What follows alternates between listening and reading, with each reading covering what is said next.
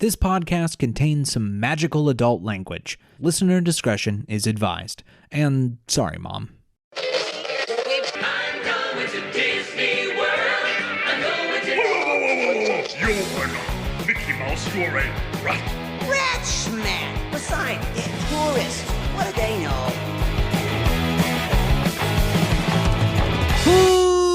Welcome to Rat Castle, a progressive chat about theme park magic without the pixie dust. I am your host, Nathan Hartman. With me, my fellow rats for this evening, all the way from Florida on the East Coast, Dave Cobb. Hello, Dave. Hello. What are you doing in Florida? Top secret stuff that I can't talk about. Top secret stuff? Well, you are seeing hubby. I'm seeing the hubby. Yeah, I just had dinner with my husband, who is here for JetBlue flight attendant training. He's doing amazing. He showed me pictures in his uniform. He looks super adorable. I know. He finishes up and hopefully graduates next week. So that's awesome. Flight benefits, babe. Yeah. Good to hear. I'm here for a project for work, and it's not epic, and it's not a theme park thing. And stop guessing, because you're never going to guess. Never going to guess. It's nothing that you think it is. I think we might have talked about it, maybe, but I don't remember. No, we didn't talk about it? Interesting. Even we don't know. It's even secret to rats. So, interesting. Well, see, that's the thing with Dave. He's got many fingers and many pies. So you never know which project he's talking about. That's an analogy that's not that kind of, don't finger too many things. Okay. Anyway, moving on. Also with us is Victoria. Hello, Victoria. Hello there. It's good to have you. You are like almost on your way to Florida, if I'm not mistaken. Isn't it this weekend? Yeah, I leave Saturday morning. Girl, how do you do it? You're like flying all the time. You're going to go to Tokyo in July and you're just all over the place. I get getting you're getting those frequent flyer miles in. Heck yeah. Yeah, right. So anyway, I'm trying to think what's interesting in life. The weather's getting nice here in Maryland.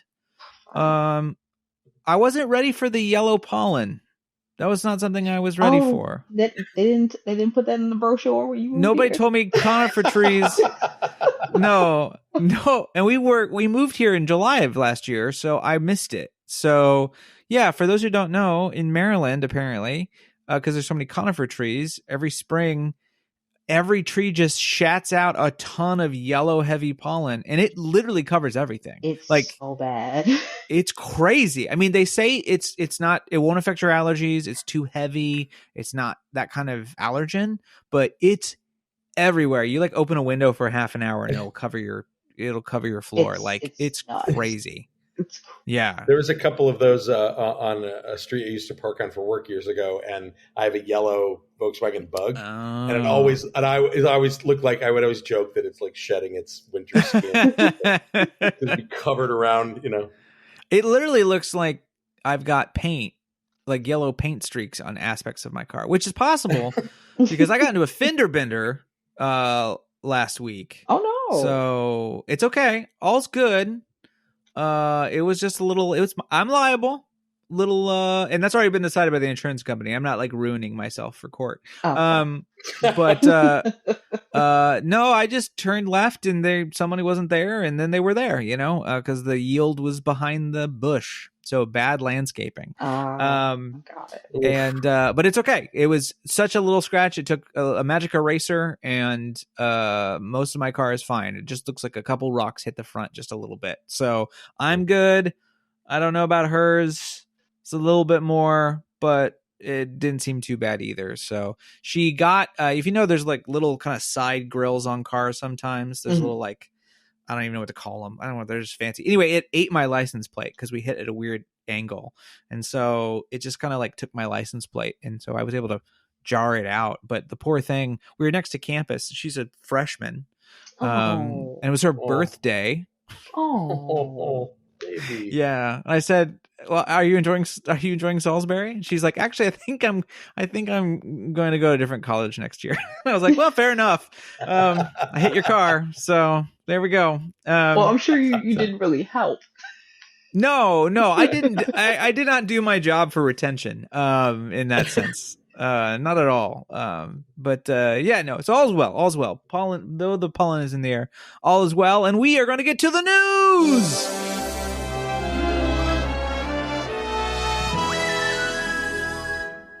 Okay, let's see here. We got tons of news. And there's one that I have under the Magic Kingdom banner, but it's also for Disneyland.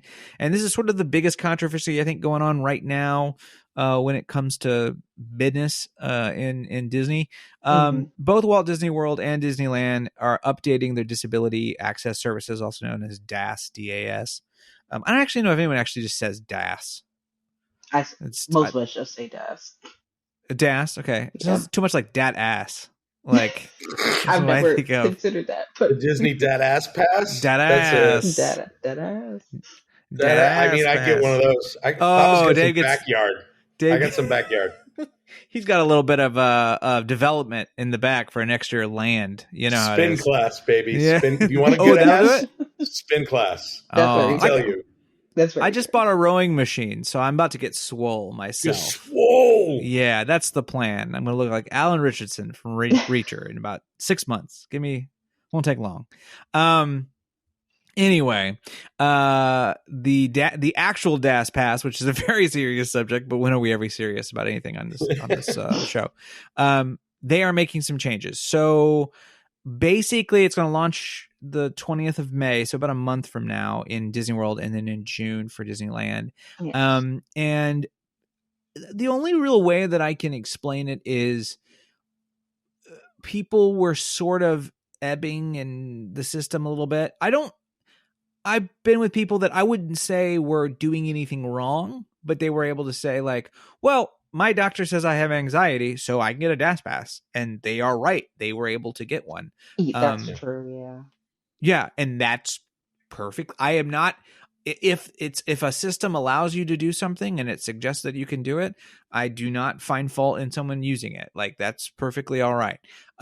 Just to be clear, like, it's not an issue. But it was one of those things where I was kind of like, oh, okay, like, but then it was also like, because I was with them when I went, they were like, well, of course you can come with me. And I'm like, okay. And so I think there's been a little bit of going, hey, not only are we like, kind of maybe our boundaries are a little wide, but also those people also get to bring people in, and that makes things trouble for kind of flow as well. And so basically the party size has changed a little bit. The party size attached to a DAS can only be 4 total and is restricted to immediate family members. So, for example, I couldn't, with my friend that I went with before, I wouldn't be able to use their DAS Pass now. That's for example, a change. Mm-hmm. So it's down to that. 7, right? It used to be 7, and it was pretty much anybody. Oh, that's weird. It used to be 6. I still use it, but now it's 6 for me. Maybe it's 6 or 7. But basically they'll still be able to like use it, but it's just, I guess the best way to put it is just a thinned out concept. I'm looking for the exact quote because I think it's the best way to sort of discuss it. The verbiage change, basically, it's for people with developmental disabilities now. Like yes, autism developmental, or anything like that. That's what. Yeah, developmental disability like autism or similar. Yeah, that's they just changed the definition. Right. Essentially. Right. So. Which basically means if you are in a wheelchair and you can wait in a line in a wheelchair, you can wait in a line. Is basically what they're saying. I don't know. I think there was probably people in, boots and stuff, leg issues or whatever, and they might have fallen under that if they didn't want to get a wheelchair or if they got one. I don't know. I don't know how people sort of use the system, but we know that there's been a massive increase in use.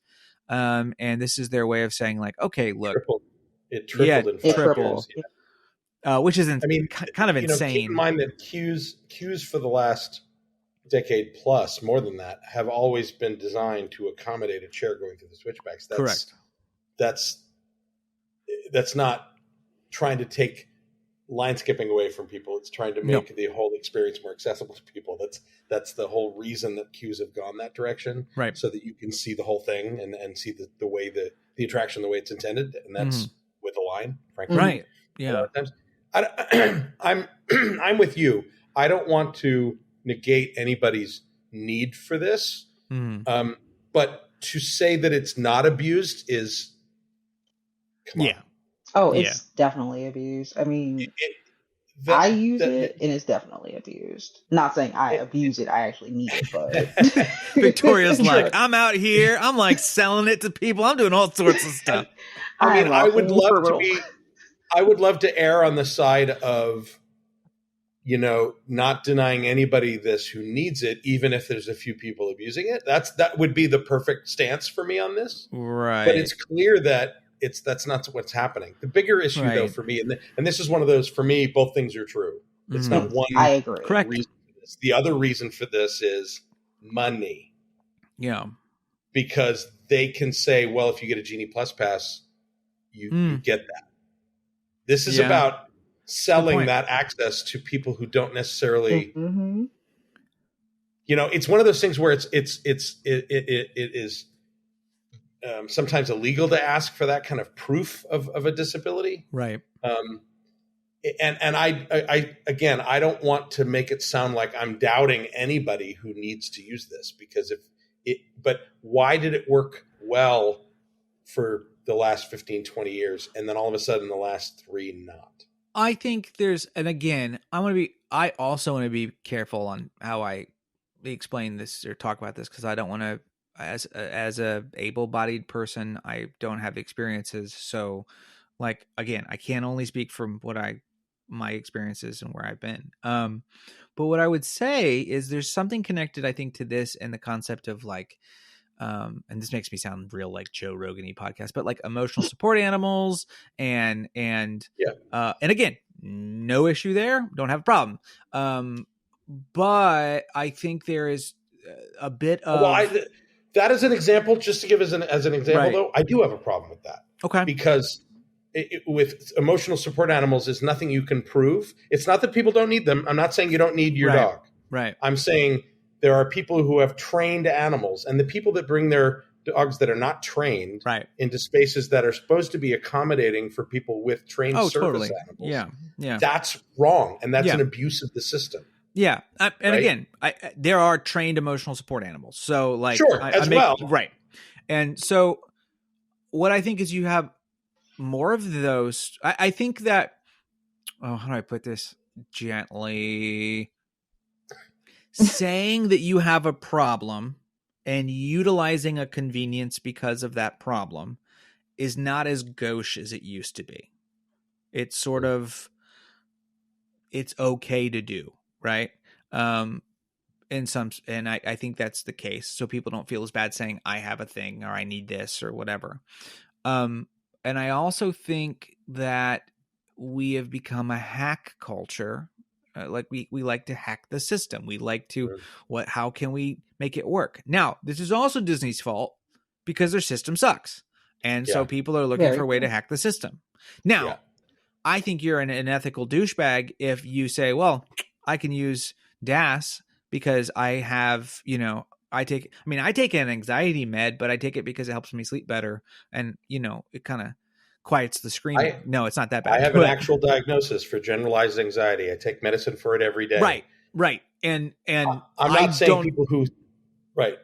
And I probably would be up for it, and I could have probably got it in the old system, but I never was going to do it because I thought, well, I'm fine. It's not like claustrophobia or anything like that. Right. Right. And there's an amount of social contract involved in here too. Yeah, absolutely. Like, if you feel that you will have a panic attack in a queue line, does that mean you try to seek out a time of day where there's less of a wait, or do you pay for Genie Plus? Is that the fair option for you, or try to go on a day where there's not as much crowd? I'm not saying that's the solution. Totally. I'm saying the social contract of it is there are people who have less self-awareness and control of their developmental disability than anxiety, which is something you as a person can address. Yeah. I think the bigger issue here for me is two things. First of all, it's money. It's that that audience you're talking about that gets anxiety from waiting too long, but doesn't have a formal maybe diagnosis of something developmental. You're going to have to pay $30 more a day for that. And Disney Disney doesn't care that you think that's unfair. Right. I don't know what to tell you, but that's why it's happening, is because they can now. There's a system, whether that's evil or not, there's a system in place so they can say, Right. well, there's a system. Right. Right. And I someone I saw on Twitter mention like, well, I can have epilepsy attacks. Like, I don't want to have an epilepsy attack in a queue. And and again, I get it.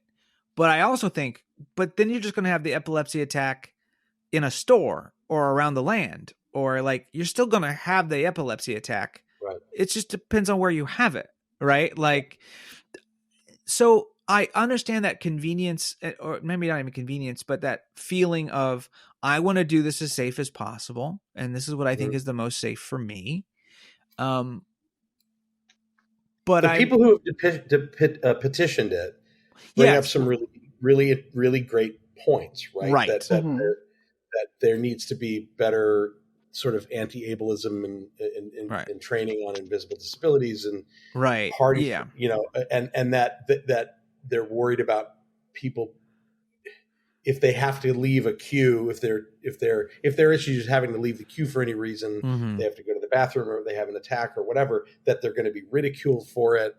All that's valid. I mean, those are valid things. Right. I mean, Disney said they're going to put in a system in place for that. Like, they've addressed several of those concerns in the initial report. Yeah, they just haven't put details out yet. Right. I mean, which was maybe a bad idea on their end. Maybe give everything out at once. Yeah, I got a little insight on it because I have a friend who actually just is about to start the new training system for it. Okay. So it does sound like they're going to clarify some things because they've seen everything, so I can't say that. They're going to put the details out as far as like leaving the queue to come out, go to do your thing, and then come back. All that stuff, they're going to announce that really shortly. I don't know how exactly it's going to work. I'm trying to think, there was something else, but all of that to say is they're going to have health professionals now helping the cast members figure out who qualifies under this new definition. But I mean, here's what I really don't understand.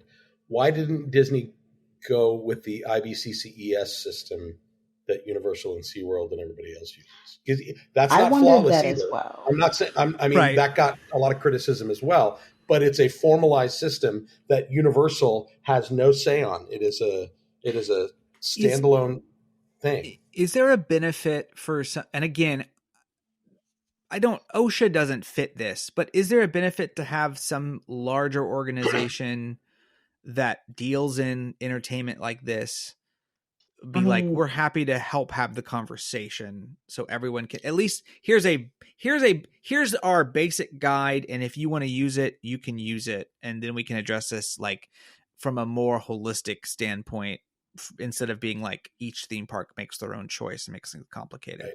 Right. I mean, the only thing I can think of is they wouldn't technically be liable because they're going off of the advice of a health professional that they hired. Yeah. I don't.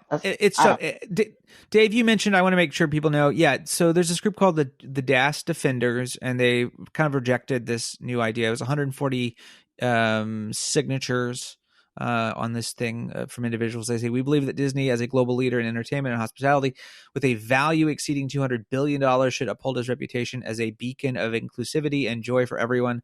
By excluding many disabled individuals from these cherished experiences, Disney not only perpetrates discrimination, but also sends a clear message that the rights and needs of the disabled community can be overlooked.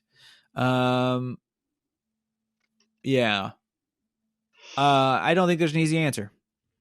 I mean, either way, it's not everyone's not going to be happy at the end of the day. No. That's really what it comes to at the end of the day. Like, yeah, I agree. And again, I just think the, all or nothing, it has to be what it was, or else you are, cutting off your nose to spite your face, as if no one's abusing it, is naive. Yeah. I just think that's a naive approach to this. Yeah, because people do abuse it.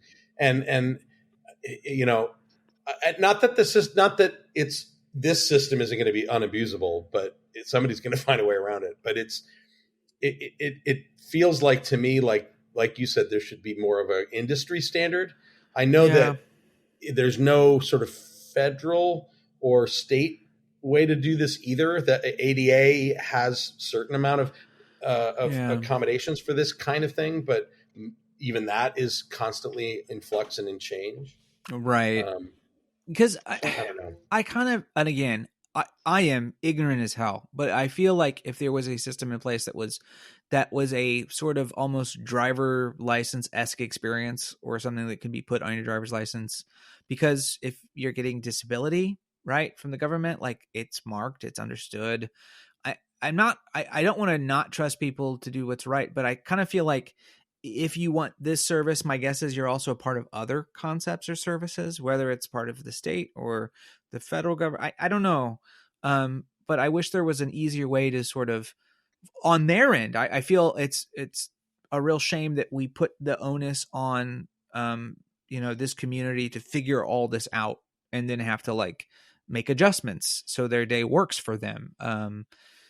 So I wish there was a system more in place, whether, as we said, like a standard for for theme park industry or but governmental, the fact that it's they could just go, here's my card, and yeah. Right. But the fact that it's tripled in 5 years is not just people abusing it. It is also that what else has happened in the last 5 years? Genie Plus. Genie Plus. Oh, Yeah. I was going to say the pandemic, but sure, that too. Well, yes, but sure, but the tip coming out of all Dave, that, what hasn't happened in the last 5 years? Like we just had a whole God. You know what I earthquake mean? like 2 You know weeks what I ago. mean? Like, I mean, Yeah, that the way queues absolutely. and lines are handled in the last 5 years is very different than it was before, and Right. that is purely profit driven. No Yeah. other reason, but profit. As someone who, so, yeah, absolutely. As someone who's been playing Planet Coaster for hours a day recently, I would get in trouble to try to pull the Disney bullshit pricing. Everyone would leave my park. It would not work. For sure. So anyway, last note on this: Disney guests who lie to get DAS will be permanently banned, is what they say. So I don't know how they prove that I you've don't lied. understand that because that rule has always been in place. So why are they? yeah, that's nothing new. Right. They're That's just not saying new. it. They're stating it again, I think. For Be the nice sake if they of actually making- fucking did it, but How? This is the thing is there's this, sort of don't ask policy because legally you can't. And so it makes it Exactly. really hard to figure all this out. Anyway, let's go to some, like, everyone can agree on news. Victoria, we have cool business over at Tiana's Bayou Adventure in the Magic Kingdom. What new store have we gotten a little look-see at? Well, it looks like we're getting 2 new stores, but the one that we just got signage for and such is called Critter Co-op. So this store is centered around the critters that we've been introduced to previously by Disney parks in the past several weeks. It was like 3 rounds, but it looks like this is a store that's centered around them. They have this cute little sign that says Critter Co-op. It has the 2 little best friend critters. I think it's like Apollo the raccoon and Rufus the turtle. They're gonna have merch, so there's that. And it's kind of like in a sense of a mom and pop shop, like in a swamp in a bayou. And like the rules, they're like cute little rules. Like it's 1, all critters welcome. 2, there's no such thing as a wrong note. And 3, dress code is swamp casual. It's like it's so cute. They have like little signs like for community gatherings, like a community band and like a little ball and like quilting sessions, and you can see all little knickknacks around, like where Tiana like has like hardware for I like that it's a co-op. That the fact that it's a Right, co-op like- and not like general store is really Well, we clever have it. way to But Tiana's general store is right next door. right Right. store. Okay, Yeah. there you go. which I think is the Splashdown Photo store. Yes. Or was. Yes, Yeah. that's okay. I did confirm that's what that's Yeah. gonna be now. I also do love this new little Firefly that shows up in it's for the Firefly Family sing along starring Cousin Randy, which is I just like Cousin Randy. Everybody got a cousin Randy. These Fireflies are the biggest hillbillies. I love them so. I love hillbilly Fireflies. That's my favorite. They're just so freaking cute. I can't. Yeah. I love this. I think it's great. It was funny. Some people on Twitter, I love Disney Twitter and people who desperately want narratives to make sense.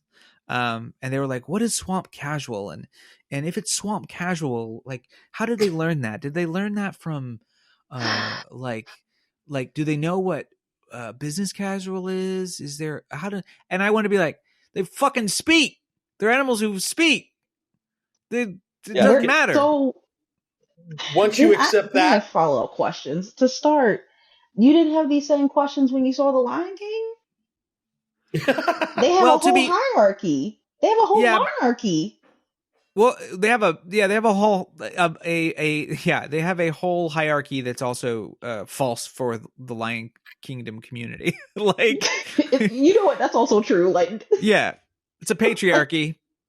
Nope, I don't think so. It's a matriarchy. Like, yeah, there ain't no Lion King. It's the Lion Queen. Like, literally, that's literally how it works. That's life. Yeah. No, I think it's. I'll give him this. There was no house rules in the Lion King. There wasn't, like, no swamp casual, no safari casual. So I don't know. I again, it was all good natured and like trying to figure it out. But they're like, so are these critters holding the sign? Are they real holding this? And I'm why are they putting things in front of this? And I'm like, y'all, it's a sign. It's just a sign for a store that's literally just going to sell plushies. It's so children. Pretty. And it's really pretty. These are the same people who complained about Universal putting a dragon on top of Gringotts that didn't move. Wait, that was actually a complaint? This same discourse came. Oh, why is it not moving? Is it frozen in place? And what does that mean? Coming up with reasons why that they put a charm spell on it. And evidently there is some lore about that it's been charmed into that. But you can also apply it to the giant, Autobot that's standing on top of Transformers. It's just because it's cool, people. Yeah. It's because it makes for a great photo. It's okay.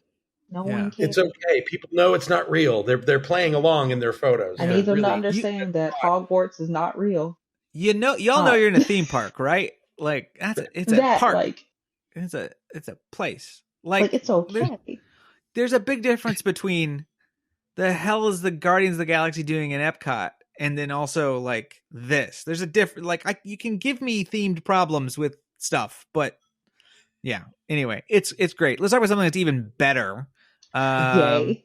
Show us. What do we got here, Victoria?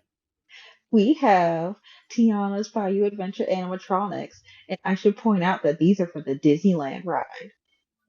Yeah, ours are already shipped. Ours are already in the building, from what I heard. Yeah, they're ready to go.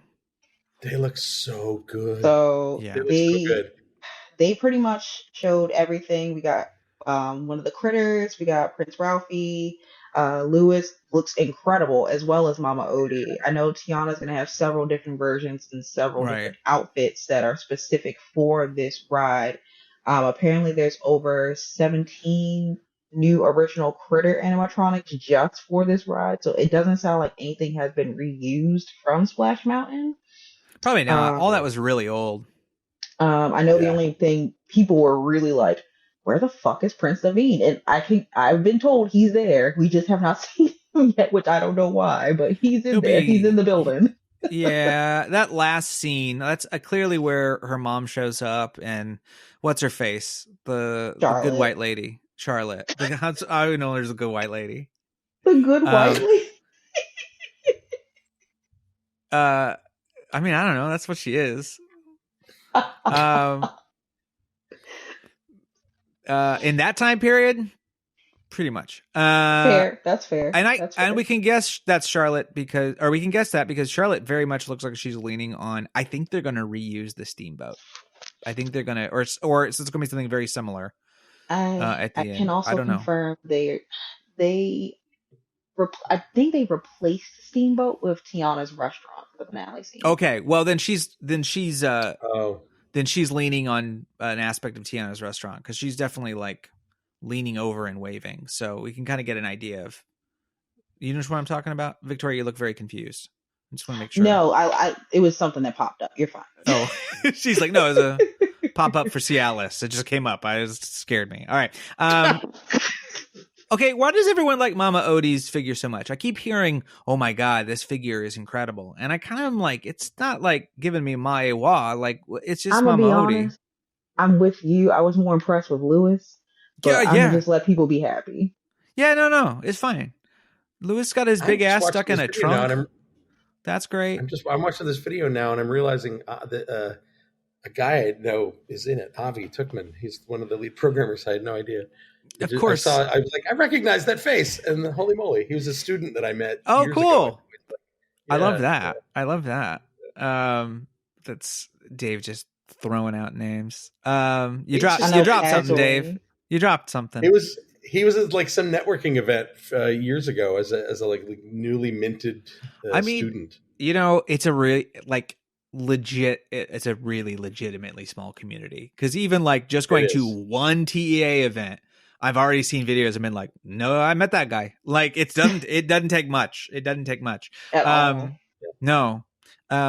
Yeah, let's talk about Lewis for a minute. This thing's incredible. I think this one's the best. Incredible, right? Like the way he just moves and like I was baffled. Like he was playing music. I like that he's got like a heft. Yeah. Like he shifts his weight.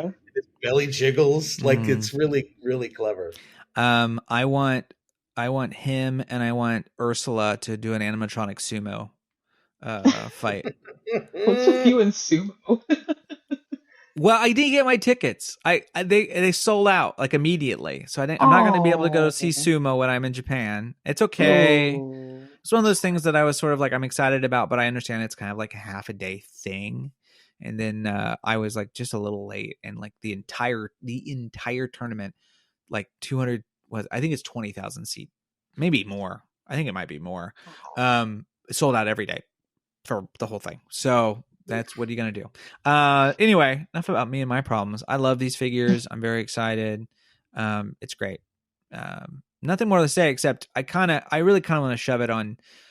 I was at WWNT when like Tom and all of them were like, this thing's all going to be screens and they're never going to put any animatronics in it. And they're going to budget cut the hell out of this. And then he kind of escaped out of that opinion by saying that that was all Chapek and this is different. And I'm like, no, this is not how things don't turn around in 6 months. That's not how that works. That's not how it works. You don't create a Lewis robot in the time it take to get Iger here. Like that's impossible. So I mean, this was always part of the plan. Whatever floats his boat, I guess. Whatever. I'm just glad that everybody was wrong and this thing already looks incredible. I'm very excited, and I'm. This is going to be a ride for me, though. That like, gang, I am not going to watch video. I can't. Nothing. I don't want to. Nothing. I'm going to have to find a time to come out and spend money I don't have. So, but that means Katie will have to come with me, and that's cost more. Spouses, man, they always want to come and have fun. Go to Disney. That's the perk of having a boyfriend that doesn't like Disney. That is nice. I'll give you that. He's a universal boy. I need to say though that because it's part of my academic research, like I could just make it an academic trip.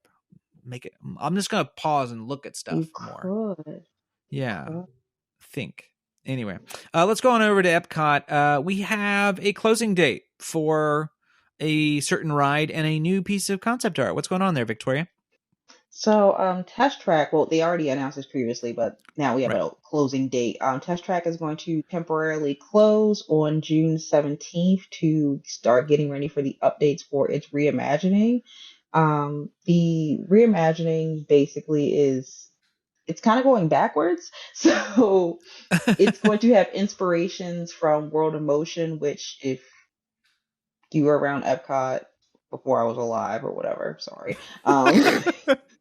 Sorry, it's true. Or I was alive or whatever. Yeesh. I was born in 92. I'm sorry. It's going to essentially have aspects of World of Motion. Looking at the concept art, I can't tell you if it looks like World of Motion. I'm just going to go with yes. No, it doesn't. No. I've never seen anything World of Motion, so I do not know. What is wrong? What is wrong with you? I wasn't alive yet. The concept art is the traversing the mountain terrain section of the current Test Track with some nicer scenery. So I don't know what they mean by that. It's better. It's better. Tron Track was dated a few years after it was done. I'm in the minority here. I actually thought that the redo was better than the original test track. Oh, interesting. Maybe at first. At first, I thought the Tron track was better. I liked the mainly. I really loved the sim car design idea and overlay. And at the end of each maneuver, you saw that the screen that showed everybody in the car and how you would rate video game style. I thought that was actually really clever. I thought there was a better use of the ride system than what was there before. But it is getting a little. It's easy for me to say, oh, that's the new redo, and it's like new redo. That thing was redone like what 2008. I'll look it was 2012. I only know that because that's when I started my only 12 years college ago. program, and it had opened. All right, so only 12 years ago. Mm-hmm. Yeah, I could use it. The thing is, there were parts of it from scenery wise that were really not great. Well, blacklight is cruel if you don't maintain, and dust gets very, very noticeable very fast. And there's just elements of the redo too of Test Track 2.0 where they don't really do anything, like that tunnel you go through and it sort of shows you the wind pattern, and then you go through the other one and it kind of scans you. Nothing happens, and that used to be heat or cold, or it used to be more, and I think it always kind of felt like a downgrade. I think the sim track thing is fun. I think that it is too complicated to put in a queue anymore, and if you want to do it, you just add it to the app, and then people tap their phones to the system, and if you have one, you have one, and if you don't, you don't. And that immediately makes flow much faster, and would help a little bit with that. So I guess my question is, what is the World of Motion aspect to this? I honestly can't tell you because it looks exactly like 2.0 with more foliage. So yeah, World of Motion was a full sort of, history of movement. Yeah, history of how humans moved themselves and things. It was the carousel of progress for motion, cars and transport. Yeah, and so I don't know. I don't know. We'll see. I have friends working on it.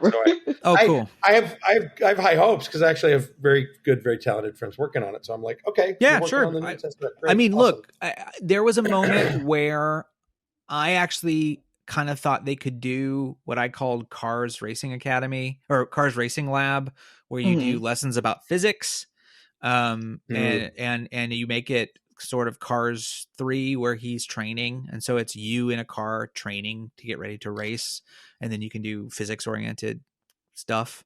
But look, they decided they're not going to put an IP on something, so hats off to them. Hooray. Put an IP in their own park, in their own attraction? Are you nuts? All I know, and Dave will agree with me, it's fun to be free, to be on the move, to go anywhere with ever care, to do all you've wanted to do because it's fun to be free. Okay. So just remember that, folks. That's children. That is the song from the original ride. I assumed it had something because I was like, sure. It is. It is. Really is. Y'all, if you don't know, it's fun to be free. It's, I think it's Sherman. No, it's Exentasio. And it's a bop. This ride open. It's a bop. Atencio. What did I say? Antancio? Yeah, you said Antancio. Antancio, Atencio. Let's call the whole thing off. When did this ride open? Let me see. What? Which one? World of Motion? World of Motion. I don't know. You was find that out. an opening day attraction? No. This is where I lose my bona fides. World of Motion opened in... I just saw it. It opened in 1982, October of 82. I was not ugly my father's eye. Yeah. Please. Yeah. Well, please. Yeah, but it closed in 96. Like, you could have ridden it. You just don't remember. I didn't go until 98. Well, then there you go. I think they need it, Dave. I think you would agree with this too. I think they need to bring back the Trans Center, but we need to just have it be massive diva, wonderful time. Like, just let the Trans Center be totally a pride center in the middle of Test Track instead of being trans being what transportation. Make it The Trans Center, is that The what trans- that's what it was you're making called. here? Yeah, it used to be called the Trans Center for It Transportation was. Center. It was called the Trans Center. I'm Yeah. down. yeah. I'm down with that. I would like to Absolutely. see. I want my kings and queens, my trans kings and queens, to have a place. Let it be As a they should. lounge, but only for my trans kings and queens. Showing off beautiful retro cars. It's like a auto museum. Showcase Honestly, by- I hope they redo. So the Trans Center used to be, in all honesty, more like there was like a couple shows. There was a The Bird and the Robot. the Bird and the Robot, and then there was It's amazing. and it was very funny. And then there was a cartoon sort of thing. Yeah. This whatever it is now sucks. Like, it's a show floor.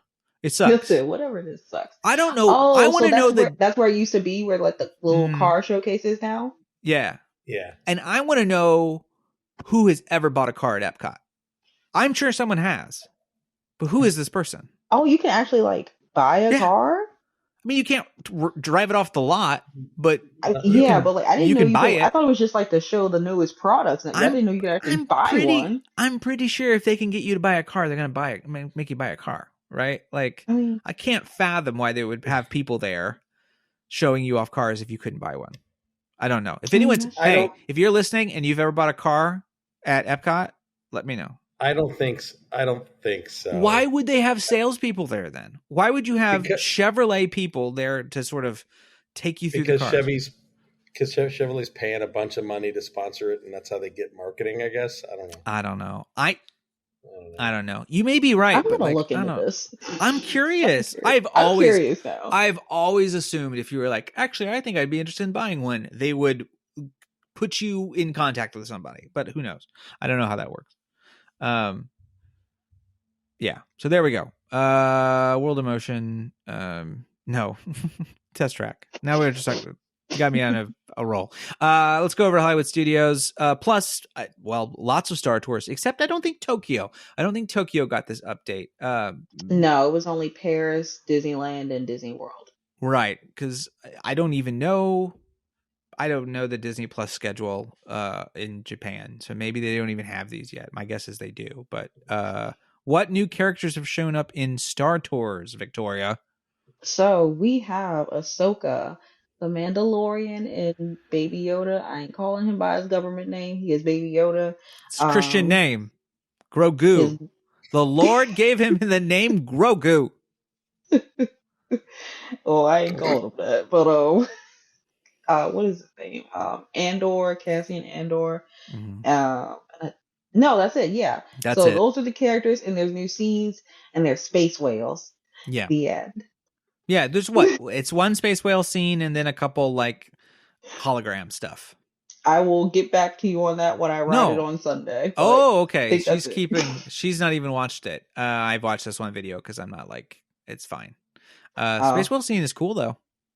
Fine. Ooh, Yeah, yeah. it's a hologram. It's a hologram from Ahsoka. Mm-hmm. And then There I is, know Mando and Grogu are a hologram because Grogu Our holograms as well. Grogu There's does space something whales. And cute. I'm not And I going to believe ruin it for Andor Victoria. is as well. Yes, he is.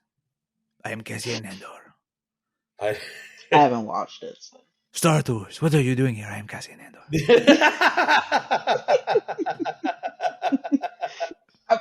Okay. So the space whale scene looks really fun. Yeah. It's I fun. mean, looks more fun than the It show. was for sure. It's much Dang, you faster. like the show? No, did not like that show. No, come for me, internet. Convince me why. I'm here. Because everybody says it's because I've never watched Clone Wars or Rebels. Well, bitches, I've I mean, seen I haven't all watched of it. Rebels. I've seen all of it. Ahsoka is a bad show. It is I boring think the as pacing shit. is slow. I think that's Oh, really the Boring, issue. yeah, just Very slow. bad. Very Anyway, bad. It was I want to very love the slow. characters, and I was like, Yeah. "Ugh, give me something to love. Anyway, Yeah. Yeah. Space whales. That's my takeaway from that show. Yeah. Space whales. Yes, to I space enjoy Yeah. space whales. I wish there was a hologram though of Stellan Skarsgård's character from Andor, because he would have just like, it just stopped the whole ride and him just be like, "What are you willing to give up? What are you willing to do? What are you willing to get?" Like, oh, it's so hardcore, Stellan Skarsgård. Okay, we're just Star Hey, bring Tours. it down. Star Tours. Bring it down. You gotta You gotta sacrifice it all, Star Tours. All right. We're gonna move on. Dave, we have some Disneyland news. I think we've kind of talked about rumblings of this in the past, or there's another group that have done this, but we have an official thing that has finally kind of occurred for Disneyland cast members. Yes, the Magic United cast members group sent a letter to Disneyland's labor relations, informing the company that a supermajority of the 1,700 eligible cast members had signed a union petition to move forward and unionize for the cast members. This is for the characters in parades, and they've been non-union since the Disneyland Resort opened in the 50s, and watched all the other workers around them unionize throughout the park. And so it's about time, to be honest. Disney has not yet responded, but all signs point to this is going to open a discussion with the company, and it's a long time coming. For sure. Yeah. It's and I think it's Actors Equity is who they want to unionize under, correct? Yes. Yeah. Equity, which would make sense. And there's a pattern for this in Disney World, so this is a pipeline that has went through before. So it's honestly all good. I think this is fantastic. Yeah, it's honestly surprising in Hollywood this doesn't happen faster, because it's a union town. So it's interesting, but we'll see. Best of luck to them. We wish them the best. We're gonna move on now to international news. I don't know what to think about this. Dave, what is Disneyland? Oh. Disneyland, Walt Disney Studios Park is rebranding to be, it seems like a regional British theme park, or some sort of offset B-level Saudi Dave park. looks like he's ready to burst. Would you like to explain what this retheme of Walt Disney? Look, this is putting shit on top of shit, but Walt Disney Studios Park is now going to be called what, Dave? Chat GPT, please write me a new name. No. That's what this is. That's what it feels like. It's not. I know there was probably, knowing Disney, it cost them a lot of time and money and discussion and lots of focus testing and lots of, I hope, because if this was just like, yeah, that'll work. But this to me feels like they went round and around. I mean, hasn't that been the mentality for Studio Park for 20 years? Whatever. So the final name is Disney Adventure World. Now, here's another thing. I saw a discussion online about why is it not apostrophe S. Disney's has been taken out of corporate lingo for a long time, and that's because it opens up a whole other. It's a legalese thing, and it's a money thing, and to have true. It's an ownership thing. I learned this the hard way working with corporate character brands like. Let's see, DC Comics at the Abu Dhabi park. The Joker is a copyrighted name, right? Right. It could not be the Joker's Funhouse. It had to be the Joker Funhouse. And that's because of the way trademark and copyright and stuff way beyond my pay grade, how it works in terms of what category it's under, and making a character own something was a weird rigmarole of money and legalese, whereas if it was a sub brand underneath another brand, and that's what this is, I think. So they're not making it Walt Disney's or the company owns, it's Disney as a brand. And Disney Adventure World. It's just a side discussion. That's why you're not seeing apostrophe. You still see it in Florida for some reason, but I think even that's going to start going by the wayside. And they have a new logo. I will say I'm not a fan of the logo. No, really? I love the swoosh that looks somewhat like a D. It's a star swoosh that looks somewhat like a D. The star is definitely your classic Peter Pan style 8-pointed, 4 major points, 4 minor pointed, 8-pointed star. From the people that brought you the new Hollywood Studios logo, we now bring you. We haven't even said the name. So the name is Disney Adventure World. Oh, we didn't even say the name yet? Yeah, Disney Adventure World. Barely. Yeah, I think I went by it so fast. So let's say it again, and let's bask in the glory and put the logo up while we talk about this. Of course, it's probably already going to be up. Viewers. Disney Adventure World. Oh. I mean, It's better than Walt Crickets. Disney Studio Crickets. Park. I mean, It's better if than they're Walt Disney Studios rebranding, Paris, yeah. if they're rebranding It's- the park, I'm willing to let them cook. I'm just confused as to what they're rebranding it to necessarily. Adventure. I think it allows them a wider IP. Frankly, studios and backlots and behind the scenes is dead. No one It's not a cares. thing anymore. And Disney Green and, Screen Park would be the new version. and more importantly, this puts it in the branding kind of category of California Adventure Park. Right, adventure now becomes a word for them, which is yeah, they really do like that weak. word. Don't It's they? weak sauce because there are other parks that have adventure in the name. So if But, they if that they aren't. would have stripped the font from the classic My Generation's Disney Adventure magazine and just used it, we would have went batshit. Like it would have been Or like the old- amazing. I think this is also riffing a little bit off. This is very old for the oldsters in the audience. The True Life Adventures, Right. Which was a Right, similar like that. logo, yeah. which was a very similar logo to this. But yeah, I asked Chat. By the way, It's weak. I went ahead and asked Chat GPT this question. Give me 10 new Mhm. names for Walt Disney Studio Park in Paris. So here are the 10 names they gave me. Okay, let's see if All we right. like any of these better. All right. Enchanted Kingdom Studios. Mm. Nah. Storyland Park. Nah. I mean, it is in Europe. They have. I will say they've put studios on the end of all of these, so we could do with or without studios. But Okay. Dreamgate Studios. Ooh. Dreamgate. I kind of I like kinda like that one. Dreamgate Park. Fantasy World Studios, but Fantasy World is one word. Magicscape Studios.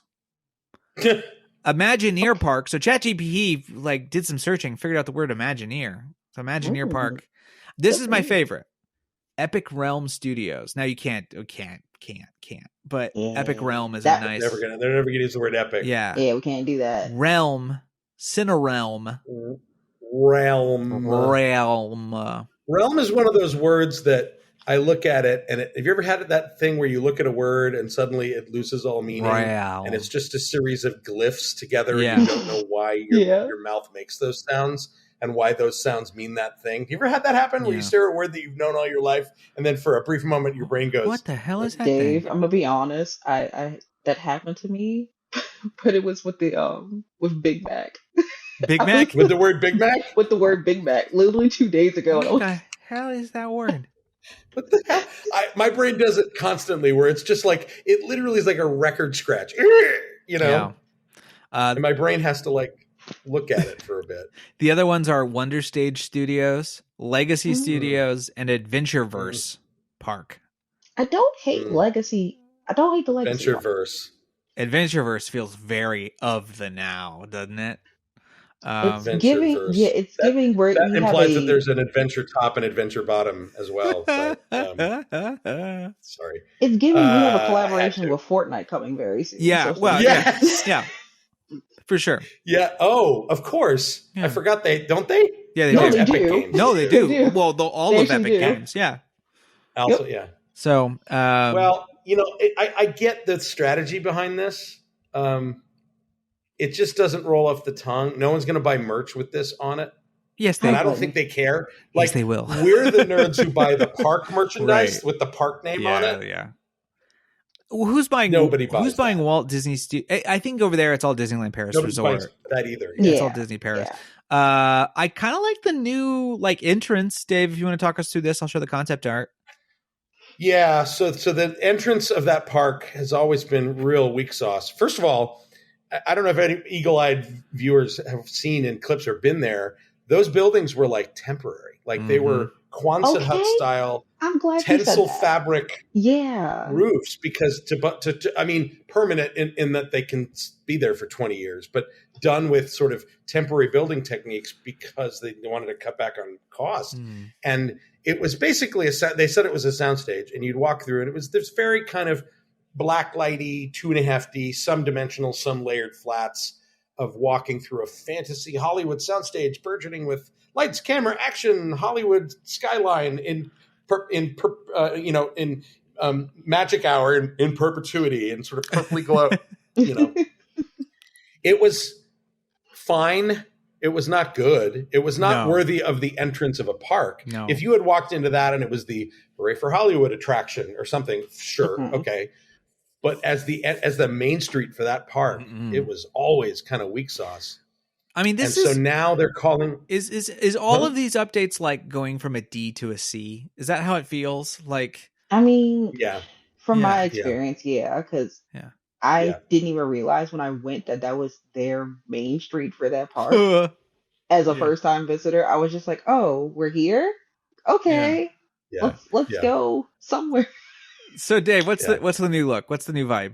It's called, so the new look is very, they're getting rid of the soundstage look to the exterior entirely, and they're making it look like a classic old movie palace. Matter of fact, it's the style is very Spanish revival, like you would see in California and Los Angeles in the Which I 20s and love, 30s. by the way. Which is great. Yeah, it's better than what was there. And it's called World Premiere Land. So it's a land.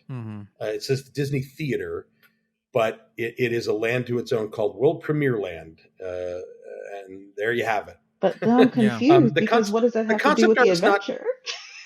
It's still, yeah. So there's still, California Adventure still has, leans a little Hollywood. Buena Vista Street and the Carthay Circle Theater was a movie theater, and so I get it. This rhymes with thinking this very much rhymes with the thinking of what Reed made California Adventure, which was fantastic, by the way. We had the same discussions when in that redo. People were like, oh, I don't know, like the California Adventure postcard theming was not good at all. But everybody was like, oh, I don't know, Buena Vista Street. But now you see it in context, and what works about it for me is the reason it worked for California Adventure is it's the flip side of Walt's life, right? We have Walt's childhood and Marceline, Missouri, and all the story worlds that he grew up with. And here's the moment he steps foot in LA. Like, that rhymes. That's a beautiful reason for that other park to be. This doesn't need that as much, I guess, unless you sort of take the idea that this is a Europeanized, romanticized European view of Hollywood, right? That I can see that. That the behind the scenes didn't really work locally for that audience, but the romance of glamour of California, of Hollywood as a place, maybe. I don't know. I would love to know the strategy behind this in terms of were these ideas tested, and I'm sure they were. Yeah. I mean, I'm willing to let them cook. I would like the context. I mean, this park has always been the little brother to Hollywood Studios and California Adventure. They're the IP parks. And I think this is just sort of giving it a glow up. I don't think it's like matching, but I don't hate it. I think what this might suggest, and I could be entirely wrong, and it's very possible, but no one loves the name Hollywood Studios. And if you changed, California Adventure, I don't think Florida Adventure is a good name, but if you used, we have our 3 adventure parks and they are IP based. Our main streets are Hollywood-esque. Like, that's what we do with those parks, right? And then you have, in theory, if they had made Westcott, like, you would have that same vibe west and east, right? So they're not against this idea of like replicating park concepts because Disneyland is everywhere. And I think this is just their way of what can we do to mush everything. They've created Universal Studios, basically. What can we do to mush everything together? They ripped it off anyway from Universal. They beat him to the punch. Well, yeah, and they accelerated the Florida park to beat Universal, and that's why it was underprogrammed and tiny and not very good, right, when it first opened. And I would be very surprised if they hadn't thought about for both Florida and for here the name Hollywood Adventure, like California Adventure Park, and then Hollywood Adventure in Florida and Hollywood Adventure in Hollywood Paris. Adventure Paris. Yeah, I don't know. They really just love because adventures these days, don't they? Well, like the backlot ideas are kind of dead, but you are sort of stuck with it a bit in some of the infrastructure of that park, so they can't get rid of it entirely. I think it's a good vibe. If you want to, the only way to mush a bunch of properties together that have nothing to do with each other, unless you're going to sort of do the amalgamation of storytelling, which is like Frontier, that's American storytelling, basically. Frontier, Tomorrow, Sci-Fi, like adventure, right? It can't do that again. And so they said like, well, if we're going to mush all this together, we'll use it as like Hollywood. Like we've made all this stuff. And like, now you can not ride the movies kind of, but yeah. Right. So it's fine. I just, it kind of feels, I kind of want them to continue this streamlining a little bit and just sort of say like, all right, Yeah, that's pretty much where I'm at. I don't know anyone who's like, I love the name California Adventure. I don't know anyone that's like, I love the name I've Hollywood seen- Studios. I've seen one person who verbatim told me they love the name, but they are also local to the area. Sure.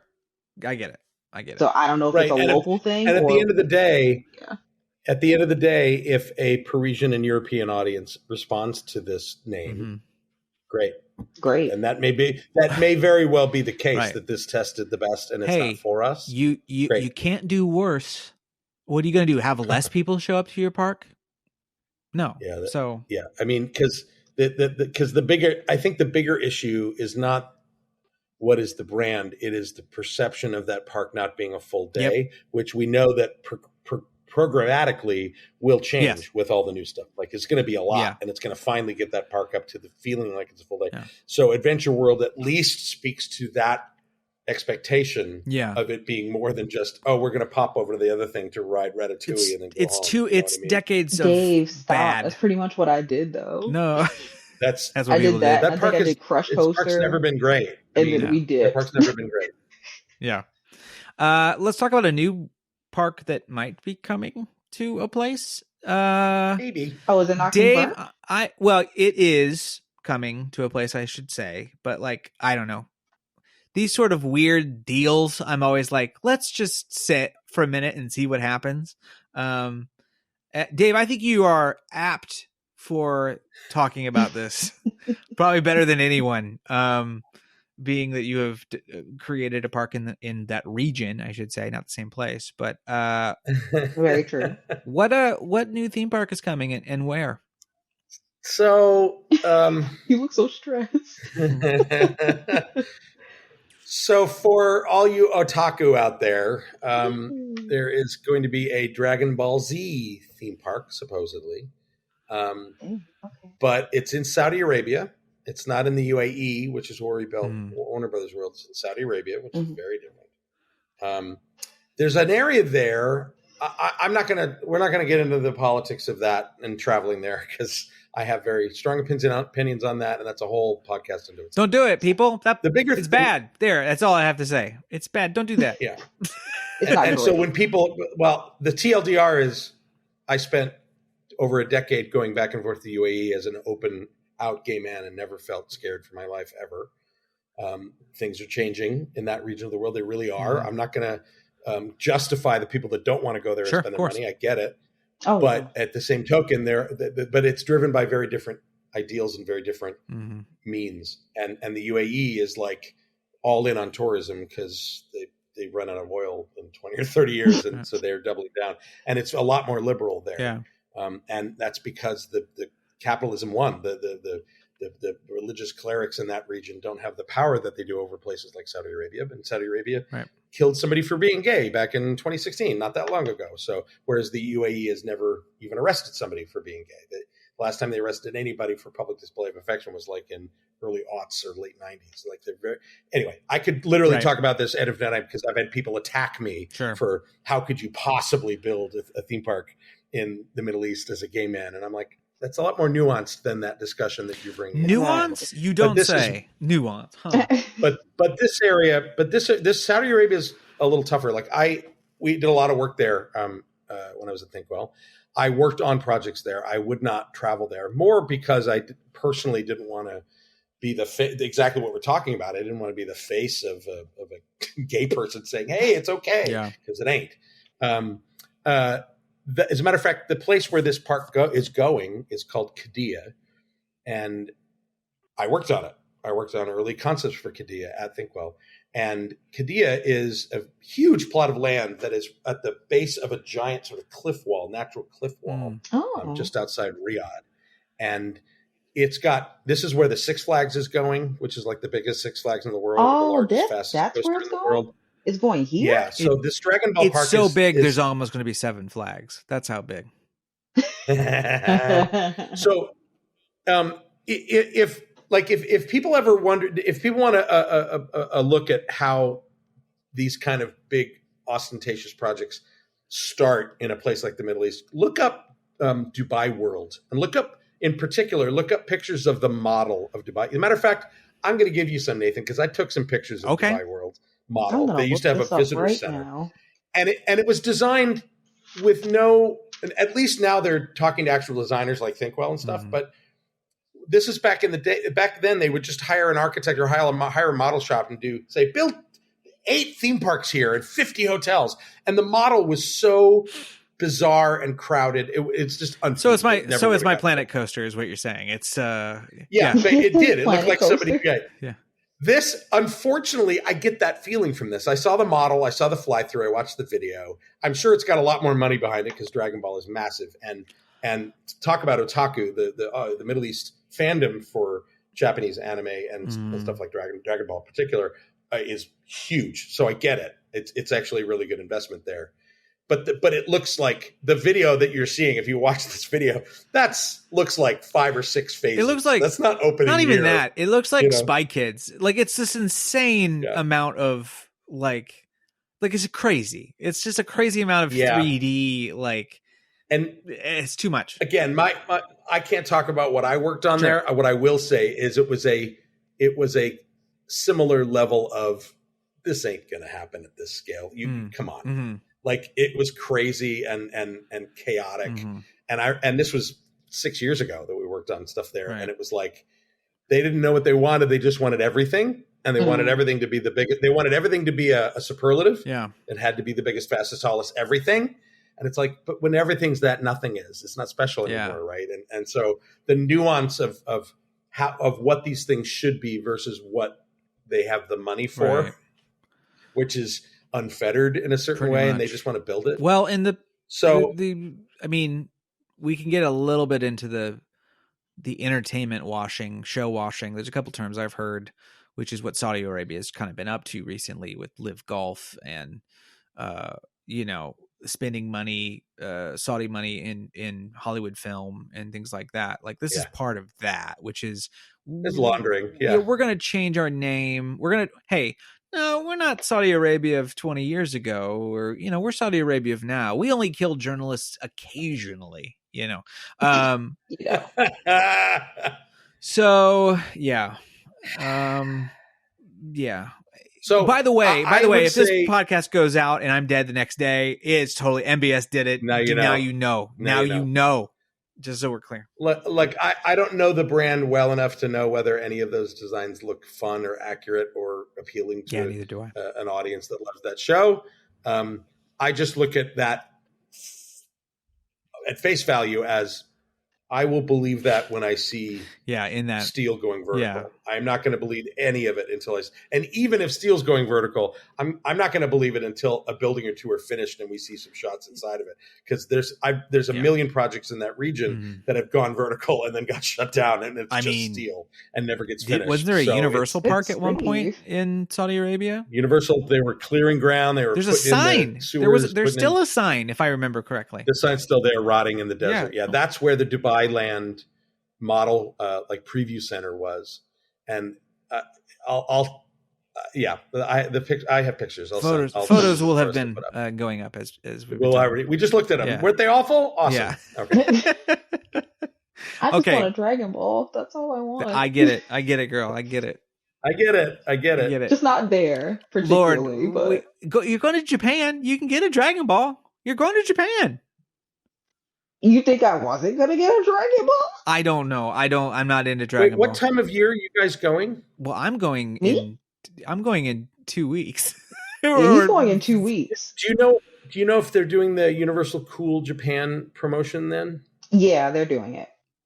Oh, good. You'll love it then. Yeah. So Universal Cool Japan is this thing they do every year in the spring that they take the Space Fantasy Coaster and the 4D Theater, and they redo them as new attractions. Yeah, they did Lupin one year.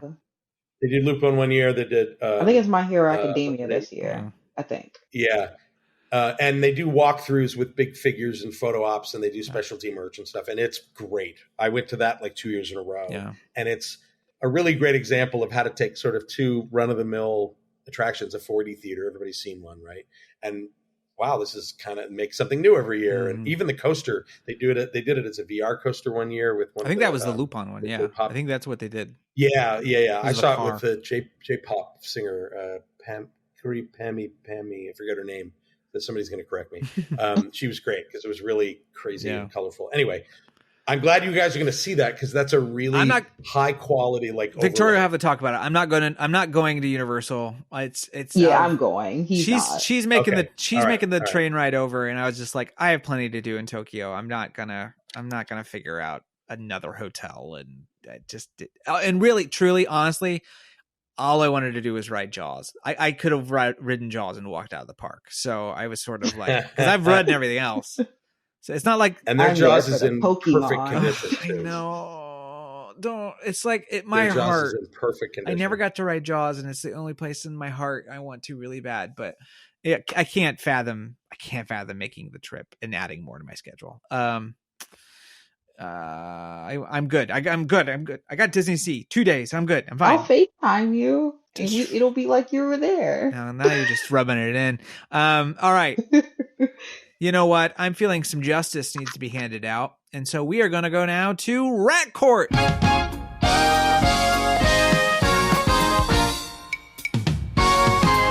Hear ye, hear ye. Rat Court is now in session. The Rat-tastic Judge Nathan Hartman presiding. Order in my court. Order in my court. Sound effects will be added in post. It's the hardest job I have while editing is putting in that. Okay. So we have 3 cases before the court today. Lawyer Victoria, you have the first, and we will decide, as always on Rat Court, if this suing is legit or sus. So Victoria, please provide the first case. Alrighty, so Goofy decided to live up to his name today. That's really all I can say about that. So. Done got goofed. He done got goofed. So, someone named Katrina Griffin was at California Adventure. Looks like, this was 2022. So April of 2022. Right. The case has been put out more recently, but yeah, it's older. Yeah. Mm-hmm. So, it sounds like she was bent over to tie her daughter's shoe, and Goofy walked directly into her and fell on top of her, and it says in quotes all of his body weight, and it caused her to fall into hard cement. It doesn't say where exactly in DCA this happened, so I'm assuming it's where his meet and greet is. It's, can you add the Goofy yell there too? You just did it for me. That saves me editing time. So thank you, Dave. If it hasn't changed, I just like the idea that you're in your hotel room and someone's like next door and they're like, Jesus, what happened? I think he fell in the shower. Sounded like Goofy is next door. Oh, Victoria, continue. I'm so sorry. Oh, shit. Well, so if his meet and greet in DCA hasn't changed in so many years, then it's right next to Carthay Circle Theater and Carthay Circle Restaurant. So this resulted in severe, traumatic, debilitating, and permanent injuries that necessitated significant medical care as well as emotional pain and suffering. So it didn't describe the injuries, but it said there will be some permanent damage. So she's suing, or they are suing Disneyland, the cast member who was in the Goofy costume, and the cast member who was their attendant. Mm-hmm. Claiming that they stopped to fail it, and the cast members are John Doe 1 and John Doe 2. But otherwise, she's just seeking damages for negligence, and there's something scheduled for September 4th of this year, I believe. It doesn't say a year, but... I mean, how many times have we heard of a court case where someone brings a Goofy head or another costume character head into the court, and they're like, let me show you how hard it is to see out of this thing. Like, this happens. I know I've read about it in a David Koenig book. Like, this is not a new concept of how hard it is to see. But to sue the cast member seems wild as hell to Yeah, me. it seems really That's excessive. yeah, Like, yeah. Why sue them specifically if you're already suing the company? so And on clearly, top, you're also you're suing the attendant too. yeah, clearly she bent down out of Goofy's eye line, and Goofy ran into her and fell down on top of her. Right? I mean, that's what happened here. I mean, that's it was an accident. Like, Do we believe that there is severe, traumatic, debilitating, and permanent injury? if it was described in the suit, then I would be willing to say it, depending on the injury. But because they didn't describe anything, I can only really I Well, can't, no. yeah. That kind of verbiage. I wish we had Janine here. That kind of verbiage to me sounds like blanket. Like Yeah. Mhm. like the next one we're going to read has the same exact language. So Yeah. I'm not doubting that there was some injury occurred. Having a 200-pound performer with a 40-pound costume fall on you is not fun. Yeah. Sounds like an SAT question. If a 200-pound man in a 40-pound costume falls on top of you, what is the inertia It was weight? just very dramatic, like traumatic, debilitating, permanent. It's just like you picked out words. Yeah, I mean, if I found myself entangled with Goofy, I might feel that's traumatic. But you know what? I think it happened, but I am going to say sus on this one in the sense of the amount of damages and the breadth of the sewage that's going on here. Sewage. Yeah, Sewage. too much sewage. Too much sewage all around. Yeah, I would say it's very sus indeed. Dave. Yeah, I think calling out the performer. I mean, the performer and the handler are not. There's no way Disney would throw them under the bus. Mm-hmm. They'll have their own internal, Right. Don't fall on people. Investigation. Yeah. Right. Investigation.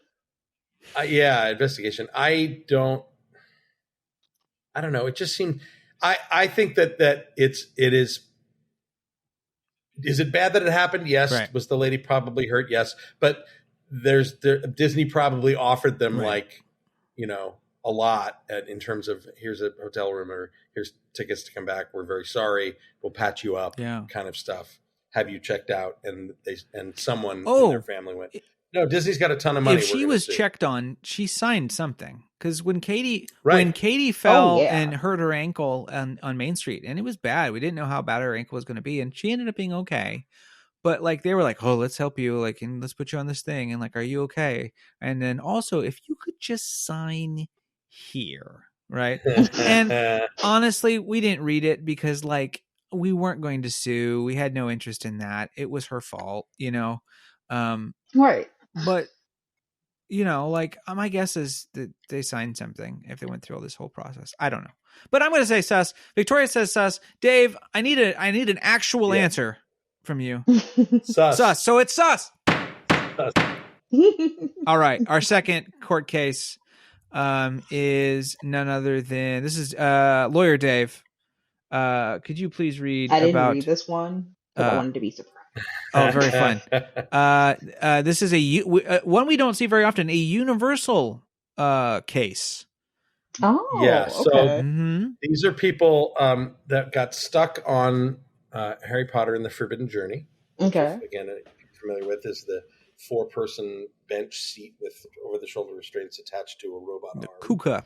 And they said that the ride stopped and they were stuck in midair at an angle that left them tilted backward into the right for about an hour. Right. They said an hour. Now, For I know an hour? exactly where this spot is because I've been stuck there. It's Weeping Willow is where this is. Yep. 'Cause every it's time Weeping you Willow. Which, by the way, you do not go over. I'm going to. I'll use my phone as an example. Because I built one of these rides, and I told the manufacturer, I'm like, "What is that effect you do at the Whomping Willow?" Because man, I'm totally upside down. I'm on my head, and they're like, "You're not. You are about at that angle." I'm not kidding. I believe it. Feels like you're like this if that's your head, Really? but you're really like that. Yeah. It's not. They can't tilt you back that Be far. that as it may, not fun. Yeah, not fun. Not fun. Still not fun. I'm just surprised that they would be there that long, because they said they were there for about 1 hour and then they were moved to an upright position for about 30 more minutes before they could get them off. Well, then I have a question, because you're really not supposed to bring your phone or anything like that. So how do they know they were there for an hour? Oh, we'll look at their watch. Who knows? Oh, true. Apple Watch. Yeah. And they could pad it. I mean, I am not. I'm sure it was very uncomfortable, but they're basically saying things like they were left in a position which subjected them to severe injuries for an unreasonable and dangerous amount of time. Severe injuries, and incurred medical expenses and general damages in an amount to be proven at the time of trial. They're assuming for damages, alleging liability, negligence, and the infliction of emotional distress. Married couple here another one of these, like last week. Married couple Deborah Biane and Gerald Scott Biane are also suing for emotional distress as a result of watching the other spouse being injured.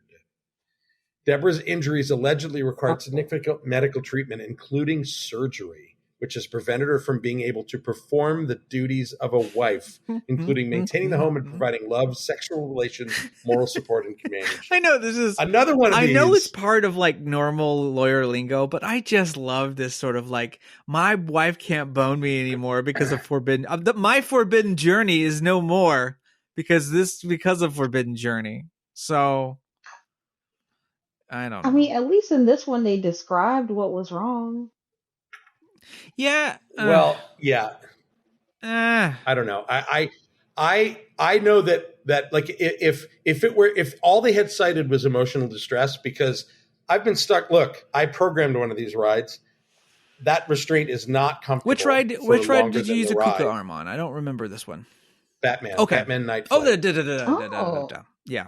At Abu Dhabi. And I was in that thing for hours at a time, and I get it. It's very uncomfortable. My anxiety and claustrophobia would kick in a lot. Yeah, and there were parts where I was kicking and screaming, going, "Guys, get me to a station. Get me off this fucking thing." Like I get it. Yeah. And if that had been the case, if it was just emotional distress, I would say this is totally not sus. Legit. The fact that they're saying that there was surgery is needed. Yeah, I'm trying to figure out the surgery. Like, how old are these people? Well, if being held in that position caused injury, they shouldn't have been riding it in the first place. And it tells, and they have warnings and such that tell you if you are like pregnant. A if you portrait got has been very a portrait and a sorting hat has been very clear at this point about what you can and cannot do. But you are not held. I mean, I'm going to go so far as to say, I know how these things are programmed and how the programs get approved by the city and by they have guys come in. They have people come in. There's like there's a guy that we used to bring in at Universal. He passed away years ago, just natural causes, but he was a spinal surgeon, and his last name was Brown. He was actually Dr. Brown. Doc Brown. Funny. And Doc Brown they called him the roller coaster doctor for decades, because he perfected this technique of bringing on an accelerometer onto rides, measuring them, showing where the forces were acceptable and unacceptable on a human body, given whatever height you wanted and age range you wanted. Cool. And saying, it was very cool. Right. And so he would help the companies, get these things down to an acceptable level of risk and reward. And Marty, we gotta get this ride down. Yeah. It's gotta have less G-forces, Marty.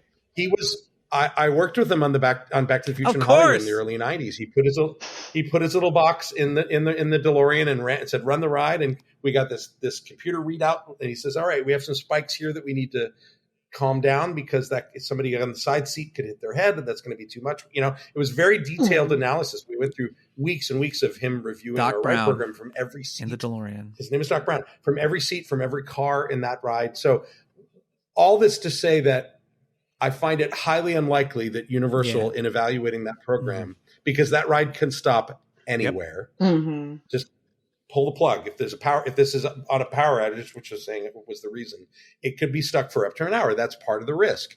I doubt Universal would have allowed a ride program that would have held somebody in a position that was physically injuring. Emotionally, claustrophobia, Sure. I don't Yeah. 100%. look. I don't like riding Forbidden Journey. Period. Like, Yeah, it's very claustrophobic. yeah, I don't. I've never seen the whatchamacallums. What are they called? The demon things, the somethings. The Yeah, Dementors? never The seen them. Dementors? Never seen the spiders. I too close. Why? Too close. My eyes go, can't.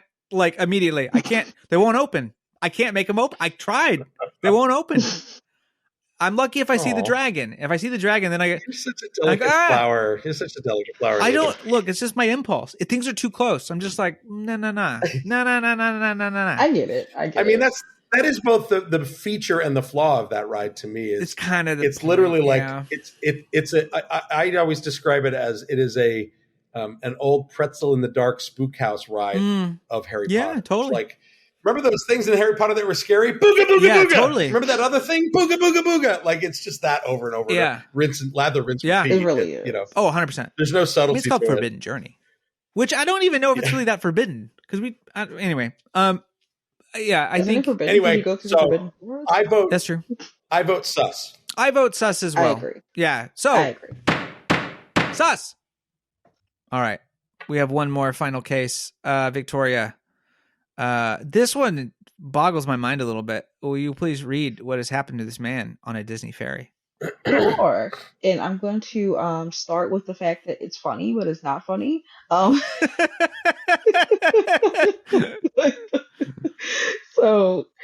Not laughing at you, we're laughing with you. You know. a man is suing Disney World after the ferry crashed last year and left him in a trash can. So yeah, there's that. He decided to take the Richard F. Irvin ferry from the parking lot to the park.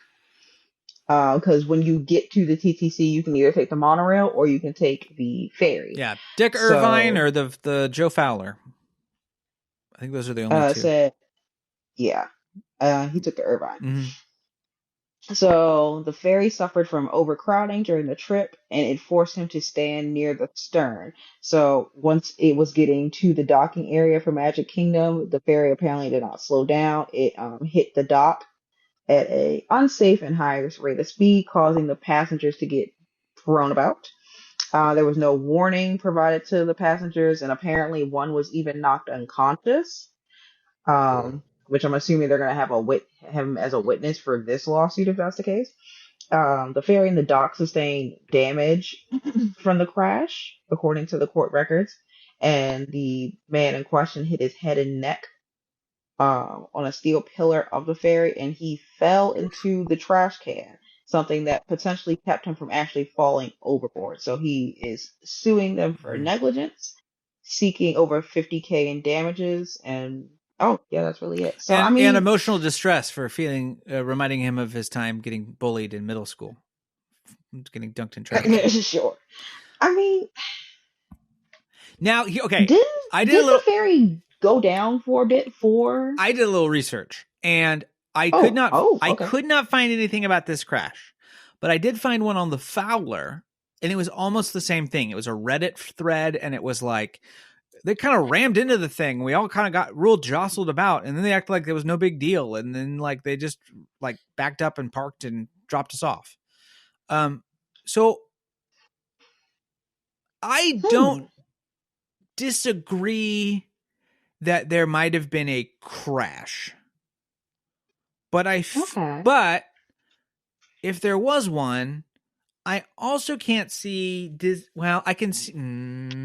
I can kind of see Disney employees going, "All right, let's go," because maybe they're used to it or didn't notice. Yeah.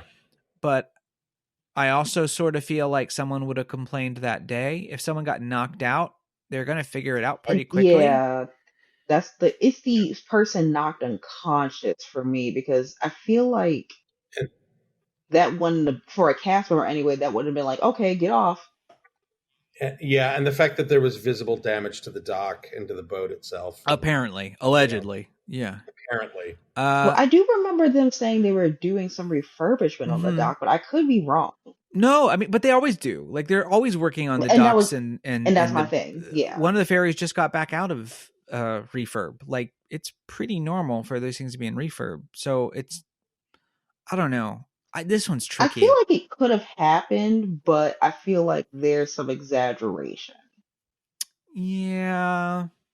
I feel like if there is a case, it's either a complete win because Disney has camera footage of this thing crashing, because they do, or it's a complete loss because Disney has footage and there was no crash. Like, it's I'm trying to think of where a trash can is on the dock. Did they say on the dock, or I thought they said it was on the boat? On the boat. But even It's on then, the I boat. feel like And he said I it. don't It said even. it. Where's the trash can on the boat? Prevented him. He said it prevented him from falling into the water. Too. I'm going to look up the ferry boat again. I Yeah, because I feel don't know where the trash cans are on the ferry boat.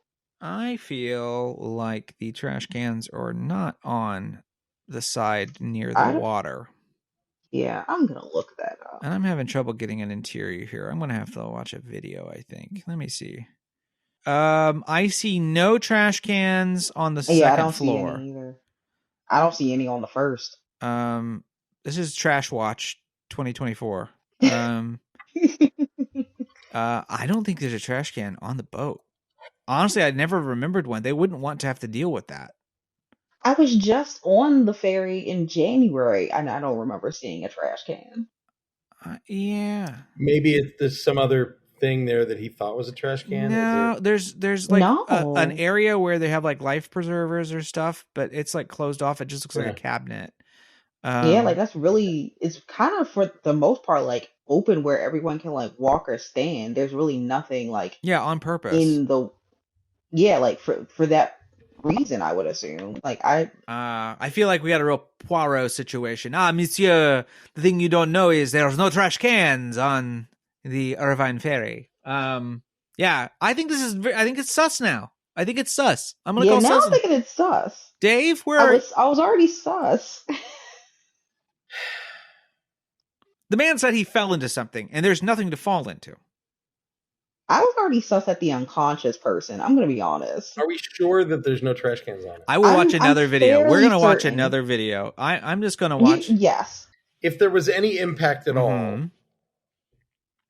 it is worthy of investigating because Of it's course. not supposed to fucking Yeah. happen. Yeah. I agree that like we shouldn't be crashing ferries. And- I think that's And right, and if it was going to be just a rough arrival, they should, they should tell people they're about to dock and make an announcement as such. And they didn't okay. do that either. So I Trash have can? Trash two can? answers for you.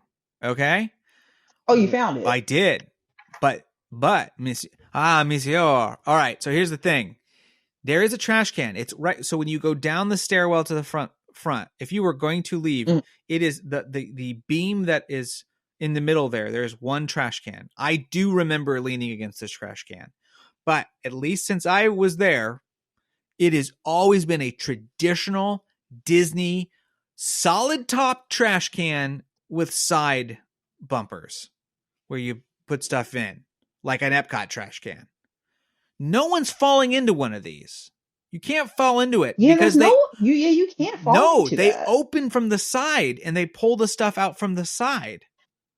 Now my follow-up Right. question is, when he says fall into it, is he meaning like he literally fell in, or did he mean like he fell into it, like he kind of just like Fell into the trash can, it like stopped fell at the trash can. Even so, Yeah. okay, so let me look at this video. Even so, if he fell into the trash can and says he would have fallen into the water, that's an impossibility. It is not possible to fall into the trash can. The trash can is like way beyond. I'm going to send you guys the video in the chat, and I've marked the timing. So you have to pause the video. But Well, now that you mention it, even if it's he did do that, He wouldn't- wasn't the boat overcrowded? yes, and he would never have fallen in the water. It's impossible. He wouldn't have fallen in anyway. They don't- if it was overcrowded. Yeah, they don't open the thing until they're fully docked, one. And two, it's nowhere near the water. You're way, way back. what time should we I look sent at? it to you. It should click. If you it did. didn't, it's 2:23. Clearly, I have to put this footage in now. But yeah, there's no way. This is like the Zapruder film. I can't I can't see how a man Yeah, this is falls. sus now. I was with the shits at first. I saw the vision, but Yeah, it's so the sus trash now. can is right there in the middle. I think he's a guy who got startled and probably did fall over and probably felt stupid and humiliated and maybe a little injured from falling. But the claims about almost falling in the water and more importantly, probably falling into a Impossible. trash can, unless there was Yeah, one of the park sweeper guys and they had one of the big open cans on wheels, but they don't do that. They never would do that. There, they don't need to. Mm-mm. They take trash. They don't need to take trash back away. All right, I was going to say not sus, but I'm going to say sus. Yeah, I'm saying sus now. Sus. Also, only 50K. Yeah, you might as well that's go the for other it thing. if you're going to go for it. Right? If all that happened to you, go for it. Yeah. Go big. All right. Well, with that, I'm no longer a judge. I'm just a common man. For free? Yeah. So, let's go to the mailbag. Mailbag. You know it's nice when the postman has a letter in a sack for you. All right, we have a letter from our dear friend Joser. I'm only going to read a portion of it because our dear friend Joser wrote us a screed and a half. J.R.R. Tolkien. He warned you J.R.R. about this. Tolkien has nothing on Joser when it comes to length. Oh boy. All right. It was a nice long one, but it was very long. And I tried to take a segment out of here.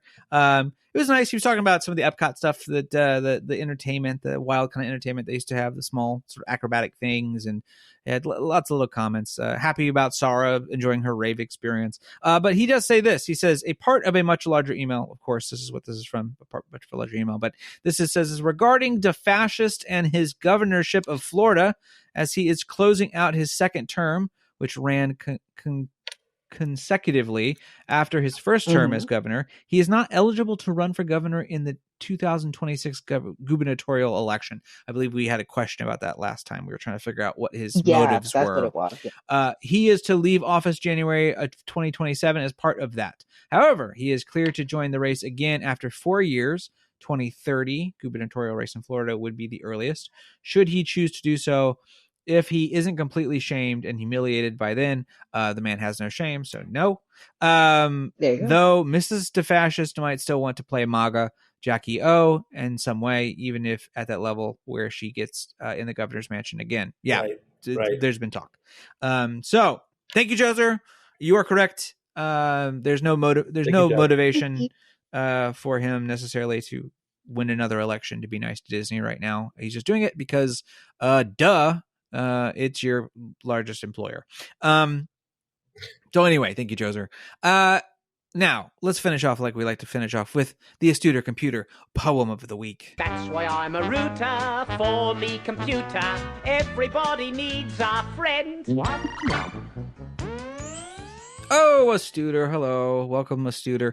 Why don't you give us a little Dragon Ball news? Can you give us a little haiku about Dragon Ball news? What do you think about that? All right, let's see what you got. Worlds of play unfold. Now Dragon Ball's new realm soars. Deserts, stars align. Ooh. Bars. Thank you, Astuter. We appreciate you. Thank you so much. Yeah, so there you go. This was Rat Castle. Sadly, of course, there's just the three of us tonight. We got all sorts of stuff going on. There's lots of stuff, lots of exciting stuff happening. So we'll talk about that coming up. But Rat Castle, of course, is produced by yours truly, Nathan Hartman. Please subscribe. Come on now, if you haven't already. Tell your friends. We've had some good feedback on YouTube. It seems like TikTok's kind of taken off. It's good. It's good. We like it. Keep at us. You are more than welcome to email us, whatever. I have not received a single cast member confession. Now, remember, you can anonymously give a cast member confession. All right. And that means some story that something has happened, whatever. We want to hear about puke. We want to hear about sex. We want to hear about barf, whatever. All of it. Puke, sex, and barf. I mean, two of those things are the same thing, but Our 69th We do. episode. I was going to coming mention, up. you can also send us material because we have our 69th episode. 69, And when we have the dude. 69th And episode, we are not mature. no, it'll We are be not mature. it'll be a Sploosh No. Mountain episode exclusive. It is going to be all of the sex stories that I can find in books, and then also any sex stories or petting or whatever that possibly we may have. I don't know. I might share. We'll see. Oh my God. Who knows? I mean, everyone's grabbed a boob in People Mover. That's really nothing. I mean, come on. Have you lived? Who hasn't? Have you really lived? So anyway, send us all your good information. I knew the person; she was my wife. It's fine. Don't do that just on the random. So anyway, Jesus. do that. Send us the information. You can do that all at ratcastlepod.com. Or you can email us at ratcastlepod@gmail.com as well. So there you go. And with that, grab your belongings and exit to the left.